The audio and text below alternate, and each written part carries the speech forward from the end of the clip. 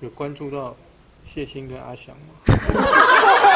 想过要怎么避免这样的状况？这个怎么会问我？我怎么知道？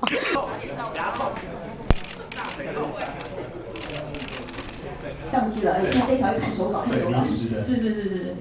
这个暧昧许久的郭柯王三方终于有谱了，所以记得上次的桃园3结义之后，这次由郭董主导结盟，郭办发布消息，地震来了，这个灯光不太对，灯光不对啊，停电了，停电，还有临场感。然后一插话地震来了。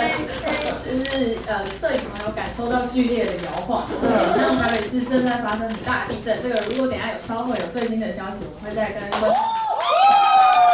好棒哦！有没有什么择偶条件？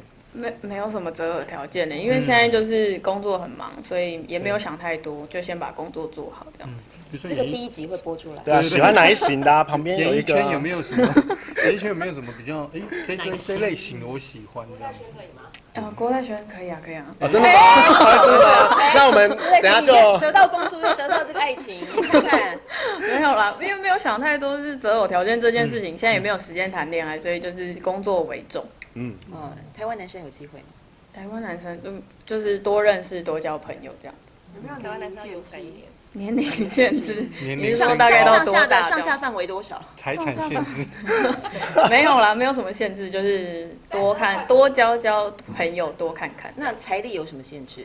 也没有所以32块也行。我这个人就是很没有不会因为任何一个条件而去筛选这些朋友。我要爆料，你知道他是弟控吗？因为他在他脸书上面说他是弟弟控，所以喜欢比较可以照顾的，对不对？这些的暗示都是针对他吗？不是，因为家里只有我跟弟弟2个人，所以对弟弟的照顾本来就会比较多一点点这样子。所以比自己年轻的也可以交往。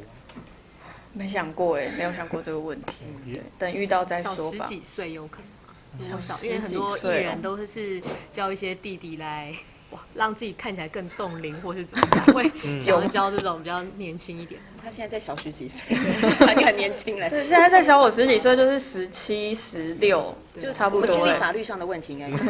那你觉得旁边这位弟弟可以吗？你自己说，我这样可以吗？你现在是要告白是？对，告白气球。弟弟有没有想过到时候如果真的遇到再说了。对，阿伯也行。阿贝有点太年纪太大了。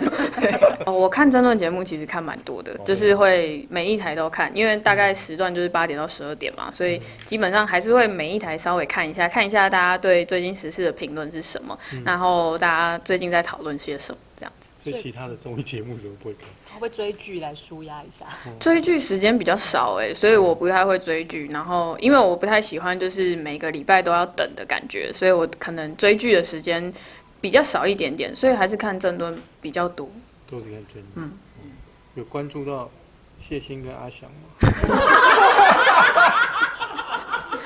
这个应该大家都知道，对。还是有，因为平常有在就是看就是 APP 有的打开推播通知的话，应该大概都会收到一些重大的消息。有没有想过要怎么避免这样的状况？这个怎么会问我？我怎么知道？这有老板回答的 feel。对。